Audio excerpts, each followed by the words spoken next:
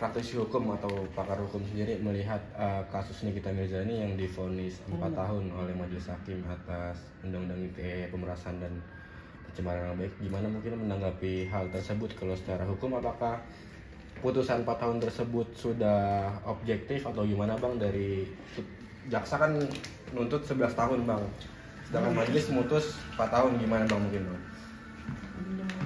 Begini ya, sebelumnya saya harus kasih tahu dulu bahwa apa yang saya sampaikan ini adalah apa yang tersaji di persidangan di Pengadilan Negeri Jakarta Selatan yang semua mata menyaksikan itu.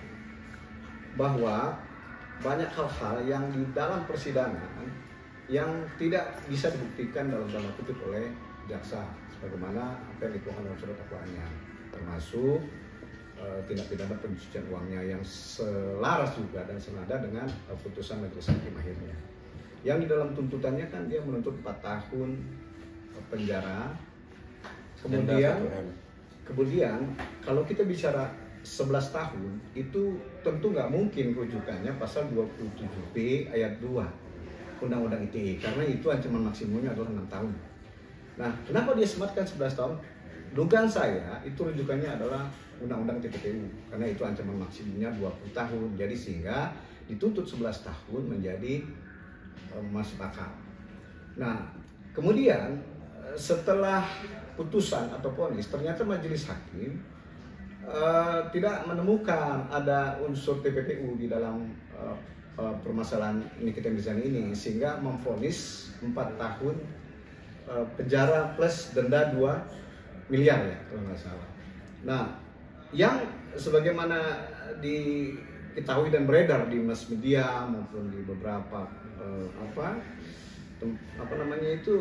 sosial media, bahwa dasarnya majelis hakim di dalam memvonis 4 tahun ini adalah pasal 27B ayat 2 Undang-Undang ITE. Nah, saya pun dalam urusan ini jujur ya, saya masih punya pertanyaan besar. Kenapa? Karena saya beberapa kali melihat apa yang tersaji, baik itu keterangan saksi korban sendiri, barang bukti berupa rekaman yang dihadirkan dalam persidangan, maupun beberapa ahli yang memberikan keterangannya, termasuk keterangan-keterangan daripada saksi fakta dan terdakwa sendiri. Saya tidak melihat ada unsur yang sifatnya memaksa kepada si korban untuk agar mau menyerahkan uang senilai yang awalnya mereka itu negosiasinya di 5 miliar, kemudian terjadi tawar menawar sampai menjadi 4 miliar, yang di dalam percakapan antara asisten Nikita Mirzani yang bernama Mail dengan si korban ini juga ada semacam, masih saya lihat santai dan beretika sekali ya, termasuk dia izin menyampaikan nominal. Kemudian si DRG ini dokter Reza Gladys ini, dia juga tolong bantu ya Il. Jadi mereka itu saya lihat cukup komunikasi yang dua arah dan tidak ada unsur-unsur yang sifatnya memaksa, apalagi ada narasi-narasi yang sifatnya menimbulkan kecemasan, mencekam, rasa takut dan menimbulkan ketakutan. Sehingga akhirnya saya berpandangan terhadap kondisi ini, apakah ini menjadi linear nggak ya dengan apa yang dirasakan oleh si korban?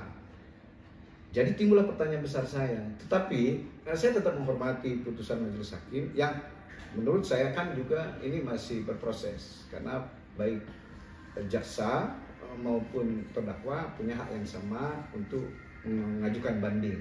Nah, kita tunggu nanti bagaimana hasil banding ini. Apakah jaksa, karena SOP-nya kejaksaan itu kan dari tuntutan 11 tahun itu melebihi 2/3 vonisnya, sehingga ada wajib banding kalau istilah kami. Nah, artinya kemungkinan besar jaksa banding, kemudian ada hak juga terdakwa untuk mengajukan hal yang sama, yaitu mengajukan upaya banding. Bang, tapi kan di hari Senin kemarin kedua belah pihak sama-sama banding nih Bang. JPU banding, pihak Nikita pun banding. Kalau Abang melihat ini langkah yang tepat nggak sih untuk Nikita Mirzani mengajukan banding? Saya malah berpandangan berbeda ya, tapi dengan tetap menghormati sejawat yang mendampingi ya. Artinya ini pandangan subjektif saya ya. Karena begini ya, melihat perjalanan persidangan itu, saya memandang bahwa akan agak high risk nih, kalau Nikita mengajukan banding. Itu loh, saya berpikir sudah sih terima dari tuntutan 11 tahun divonis 4 tahun. Nah, kalaupun memang nanti ada akan tetap mau melakukan upaya hukum, kan masih ada upaya hukum luar biasa yang namanya peninjauan kembali. Ini subjektif tanpa saya mengintervensi pemikiran teman-teman sejawat. Kalau jaksa, memang kan tadi bilang, karena vonis lebih dari 2/3, SOP kejaksaan mewajibkan mereka untuk banding. Gitu. Tapi banyak sekali Bang yang bilang bahwa kalau banding itu malah akan memperberat hukuman atau tuntutan sendiri. Kalau secara hukum sendiri gimana Bang? Mungkin Bang ngejelasin hal tersebut Bang. Ya memang begitu, karena gini ya, kenapa mengajukan banding? Berarti kan tidak menerima putusan dari Pengadilan Negeri Jakarta Selatan, sehingga menggunakan hak hukumnya untuk melakukan upaya banding kepada pengadilan yang lebih tinggi. Artinya di sini yang akan nanti memutus adalah Majelis Hakim Tinggi. Nah, memang tidak akan seperti persidangan yang terjadi kemarin, mereka hanya memeriksa berkas. Disinilah kekuatan memori banding yang bisa nanti membuat para hakim tinggi yang memutus perkara akuo itu sepakat dengan apa yang diinginkan oleh si pemohon, kan gitu. Nah, kalau bicara tentang risiko, ya pengalaman saya juga memang banding itu sebetulnya ada 2 risiko. Bisa risiko ditambah hukumannya atau justru dibebaskan, karena ternyata Majelis Hakim Tinggi berbeda pandangan dengan hakim pengadilan negeri. Itu bisa-bisa saja, dan itu kita tidak boleh mendahului itu. Kan ini kita hanya sebatas berbagi pengalaman. Pengalaman saya ada 3 hal yang selalu saya alami, tapi yang paling banyak dikuatkan, tidak ditambah, tidak dikurangi. Yang walaupun ada juga saya pernah punya pengalaman dibebaskan klien saya di tingkat banding. Itu pengalaman. Bang, ini kan tidak terbukti kasus TPPU. Ini akan memudahkankah gugatan Niki dalam perbuatan melawan hukum di perdatanya? Lebih mudah nggak Bang untuk Niki menggugat? Itu kan ada nominal juga ya atas kerugian yang dia rugi lah selama 8 bulan ini kan di penjara. Kalau memang pencemaran nama baik saja kan tidak harus ditahan ya Bang gitu. Memudahkan nggak Bang? Ya, logika hukum saya gini, yang namanya perbuatan melawan hukum berarti kita bicara konteks keperdataan. Konteks keperdataan harus dibuktikan dulu hubungan keperdataannya. Ini dia, ini poin-poin of view-nya di sini. Setelah nanti penggugat ataupun para pihak di sini bisa dipastikan bahwa memang ada hubungan hukum dalam konteks keperdataan, dan ada pihak yang merasa dirugikan atas hubungan hukum keperdataan ini, maka dia punya alasan atau punya hak hukum untuk melakukan upaya hukum gugatan keperdataan. Kalau kita bicara perbuatan melawan hukum, berarti ada kerugian material di sini. Beda dengan manifestasi, ingkar janji saja. Ini berarti ada perbuatan hukum. Saya kira itu sama-sama punya hak. Kalau mengingat dari persidangan ini kan memang ada terjadi dealing dalam tanda kutip ya, apalagi kan ada juga ahli itu yang sudah menyatakan bahwa itu adalah hubungan keperdataan. Ya berdasar sih, apakah bagaimana nanti ya kita akan kembalikan lagi kepada hakim perdata yang memeriksa perkara ini. Tapi kalau ditanya subjektif saya memandang bahwa memang ada hak keperdataan di sini, apalagi kan adalah sudah akibat yang timbul itu kan sempat ditahan dan lain sebagainya, sampai dia ke persidangan dan divonis 4 tahun sekian miliar denda. Tentu secara ada hak-hak keperdataan terdakwa yang terampas dalam persoalan ini. Jadi nggak berlebihan kalau dia mengajukan upaya hukum untuk memperjuangkan hak keperdataannya. Bang, tapi kan di sini mungkin yang menjerat akhirnya Nikita Mirzani ditahan karena adanya TPPU kan, karena kalau diakumulasiin hukumannya di atas 5 tahun ya Bang, jadi harus ditahan. Nah ini jadi ya ini logika hukum saya juga begitu. Kan kalau kita bicara KUHP, yang memang dapat ditahan itu apabila ancaman di atas 5 tahun. Betul?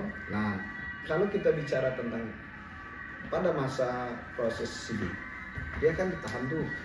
Kenapa dia ditahan? Karena kan yang dilekatkan dalam urusan Nikita Mirzani ini karena adalah pasal 368 KUHP, ancaman untuk dengan kekerasan. Memang dengan ancaman hukuman di pasal itu ya bisa dia dilakukan penahanan sebagaimana yang diatur di dalam KUHP. Kemudian ketika dilimpahkan ke persidangan, pasal tersebut berganti menjadi 369 KUHP, juntonya kepada Undang-Undang ITE 27B ayat 2 ya, sama, hanya beda yang satu konvensional, yang satu menggunakan media elektronik. Nah, kalau menggunakan Undang-Undang ITE bisa karena ancaman maksimum 6 tahun. Nah, akan lebih lagi digunakanlah, disematkan juga TPPU-nya. Yang walaupun TPPU ini biasanya dilakukan oleh penyidik ataupun penuntut di dalam urusan yang sifatnya kerugian negara, tapi tidak tertutup juga untuk perbuatan hukum lain. Bang, terus di perdata ini kan juga berbalik nih Bang. Kalau di pidana Reza Gladys melaporkan Nikita di perdata, sebaliknya Bang. Tapi di perdata ini juga akhirnya si Reza Gladys ini juga menggugat balik nih Bang, ingin uang 4 miliarnya balik, rekonvensi Bang. Nah, mungkin posisinya seperti apa tuh Bang kalau Reza Gladys? Ya memang begitu acaranya. Jadi gini loh ya, ketika salah satu pihak, ini bukan laporan. Kalau laporan itu dugaan tindak pidana, dia lapor ke polisi. Kalau ini gugatan untuk memperjuangkan hak keperdataan. Jadi masing-masing merasa punya hak keperdataan. Ketika Nikita Mirzani dan atau kuasanya menggunakan hak keperdataan Nikita Mirzani untuk menggugat pihak Reza Gladys dengan alasan karena mendapatkan kerugian secara keperdataan, itu merupakan hak konstitusi sah. Nah kemudian nanti pihak tergugat merasa sebaliknya, loh yang harusnya punya kewajiban adalah penggugat, maka di dalam jawabannya nanti si tergugat dan atau kuasa hukumnya akan menggugat secara rekonvensi, namanya gugatan rekonvensi. Itu, dan itu hak keperdataan yang juga dimiliki oleh si tergugat, dan itu acara perdata seperti itu. Memang mekanismenya seperti itu. Jadi nothing spesial bagi kita, itu biasa-biasa saja. Tapi bagi masyarakat juga biar paham bahwa ketika Anda digugat, jangan takut untuk gugat balik di dalam jawabanmu. Sematkan rekonvensi di situ. Jangan-jangan yang punya kewajiban keperdataan adalah sebenarnya si penggugat, bukan tergugat. Gitu loh. Nah nanti siapa yang menentukan? Ya majelis hakim. Disitulah nanti di dalam proses-proses acara di pemeriksaan keperdataan ini kan diuji bukti-bukti, saksi sama kayak peradilan pidana. Tapi ini lebih kepada perjuangan hak, bukan untuk mempidana. Bang, tapi lucu gak sih Bang, ini kita udah divonis kan ya, divonis pemerasan lah, udah terbukti. Tapi dia malah menggugat perbuatan melawan hukum pelapornya di kasus perdatanya. Nah, terbukti gak sih Bang emang maksud kalau ada perbuatan melawan hukum yang dilakukan oleh seorang Reza Gladys menurut Abang, kacamata Abang nih? Kacamata saya ya, selama kita maknai bahwa komunikasi antara Mail dengan Reza Gladys adalah hubungan hukum keperdataan, ya belasan. Ada berarti maksudnya wajar lah kalau Niki menggugat PMH ini Bang ya? Sangat wajar selama kita maknai bahwa komunikasi dua arah antara Dr. Reza Gladys dengan asistennya Nikita Mirzani Mail adalah hubungan dua arah atau hubungan keperdataan, maka sangat berdasar untuk dia menggugat hak keperdataannya kepada Reza Gladys. Kalau dari Abang berarti akan memudahkankah di PMH ini untuk Nikita Mirzani, Bang? Ya itu tadi, kalau di mata saya, di kacamata saya melihat ada hubungan hukum itu secara keperdataan. Karena komunikasi yang tidak ada tekanan dan lain sebagainya tadi. Tapi kan saya tidak tahu pandangan majelis hakim. Kita tetap menghormati. Ini kan subjektif saya memandang peristiwa. Karena kalau kita melihat satu peristiwa yang terjadi hari ini, kita tidak boleh melepaskan apa yang menjadi pemicu timbulnya peristiwa ini. Soalnya pengacara juga bilang ini gugatan main-main, gugatan komedi yang ya omong kosong lah, katakan seperti itu PMH itu bang. Apa iya bang seperti itu bang? Itu kan spekulasi, ya itu hak ya. Nanti kan masyarakat akan menilai kualitas orang dari apa yang dia sampaikan ke ruang publik. Apalagi dia kalau berstatus sebagai penegak hukum, patut nggak ya ngomong seperti itu? Iya. Punya dasar nggak ya bicara seperti itu? Kalau yang ngomong ini orang awam biasa sih kita fine-fine aja melihat. Tapi kalau dia berstatus sebagai penegak hukum ya kita miris. Kenapa harus menyampaikan hal-hal yang sepatutnya tidak mesti menjadi konsumsi publik? Anggaplah apa yang menjadi dugaan dia itu benar, tapi kan tidak tepat. Kan kita ini sesama sejawat, hormati aja. Dia gugat, dia cabut, mau bolak-balik itu dia yang capek, kenapa kita yang sibuk? Kan dia atur juga di dalam peraturan perundang-undangan kita dan dibolehkan selama belum ada jawaban. Kenapa tidak kita jadi harus membesar-besarkan? Ya ini menurut saya, tapi saya mikir buat ya. Bang, tapi kalau menurut Abang sendiri ini tuh kesepakatan atau emang pemerasan sih bang? Karena kan ini Reza Gladys duluan yang hubungin untuk menawarkan hal tersebut. Nah, kalau secara hukum sendiri ini tuh emang kesepakatan antara kerjasama ataukah emang pengancaman dan pemerasan sih bang? Rujukan saya apa yang tersaji di persidangan, gitu? Baik keterangan saksi korban sendiri maupun bukti rekaman itu. Saya melihat bahwa yang lebih aktif orang yang merasa korban ini mencari supaya bisa terakses, kemudian tersambung ke sesama rekan dokternya, direkomendasi oleh rekan dokternya, disarankan untuk menghubungi asistennya, sehingga tersambunglah dan terjadilah komunikasi yang akhirnya membuat Nikita Mirzani menjadi pesakitan. Kan itu tuh runtutannya. Jadi sehingga saya memandang ini tidak ada unsur pemaksaan, tidak ada saya dengar satu narasi pun di dalam percakapan mereka itu yang sifatnya itu membuat ketakutan, yang membuat tapi kalau dia merasa takut itu persoalan lain, karena hukum tidak bisa diasumsikan. Tapi uang berpindah bang, ada uang yang berpindah bang, itu gimana tuh? Nah ini yang takutnya saya keliru ya, orang suka menilai ketika ada nilai uang langsunglah dijebak dengan kalimat bahwa ada peristiwa pidana karena ada duit. Enggak juga, kita harus lihat juga perpindahan uang ini yang latar belakangnya apa. Apakah dia dipaksa menyerahkan, ataukah dia ditodong menyerahkan, atau ada hal-hal yang memang atas kehendak sendiri dan karena kesadaran diri dia menyerahkan itu dengan alasan ya dialah yang tahu kenapa dia harus menyerahkan itu. Nggak bijak juga kita kalau ketika ada uang langsung terjadi tindak pidana, nggak kayak gitu. Hukum pidana itu nggak seperti itu. Tapi kalau yang berpandangan berbeda ya saya tetap menghormati. Inilah keseruannya dunia hukum. Kalau ada ketakutan produknya dijelek-jelekin, kacarlah seperti itulah. Speak up gitu di jelek depan umum. Itu gimana tuh bang? Kan jadi berimajinasi, hukum tidak bisa berimajinasi.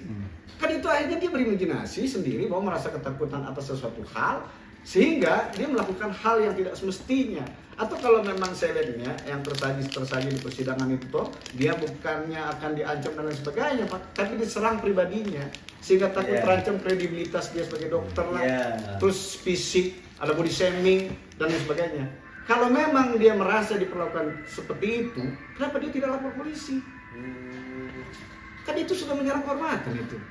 Bukan lapor pemerasan, logika saya itu, tapi saya hormati lah. Ini kan sudah berjalan jauh ya dan sudah divonis oleh majelis hakim bahwa kalau kalimat putusan itu kan standar, itu secara sadar meyakinkan terbukti bersalah itu memang seperti itu putusan, tetapi kan tetap harus menghormati hak daripada terdakwa untuk mengajukan upaya banding dan membela kepentingan hukumnya di tingkat pengadilan lebih tinggi.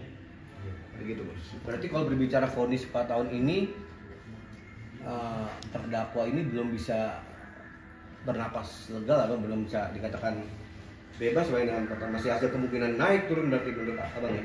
Oh ya iya, bernapas lega itu kalau sudah bebas murni bos. Ini kan sedang dalam proses. Kita lihat aja bagaimana nanti perjuangan terdakwa maupun penasihat hukumnya untuk bisa memperjuangkan hak hukum daripada si terdakwa untuk mendapatkan kebebasan kalau memang ternyata apa yang didalilkan oleh jaksa itu tidak terbukti di pengadilan tinggi atau di pengadilan banding.